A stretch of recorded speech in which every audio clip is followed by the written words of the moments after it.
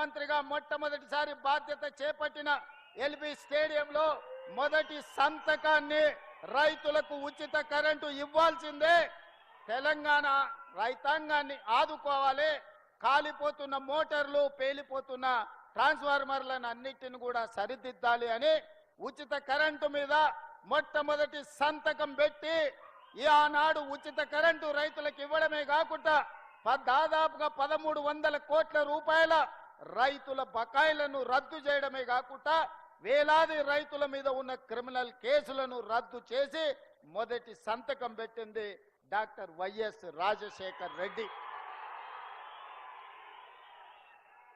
వారి స్ఫూర్తిగా ఆనాడు 7 గంటలు ఉచిత కరెంటుతో ప్రారంభమై ఈనాడు పేదలకు రైతులకు 24 గంటల వ్యవసాయానికి ఉచిత విద్యుత్తును ఇవ్వడమే కాకుండా ఈనాడు మిత్రులు బట్టి విక్రమార్క గారి శాఖలో ప్రతి పేదవాడి ఇంటికి 200 యూనిట్లు ఉచితంగా కరెంటు ఇవ్వాలని 52 లక్షల పేదల కుటుంబానికి 200 యూనిట్లు ఉచిత కరెంటు, ఈ రోజు 30 లక్షల పంపు సెట్లకు 24 గంటల ఉచిత కరెంటును ఈ రోజు మనం అమలు చేస్తున్నాం.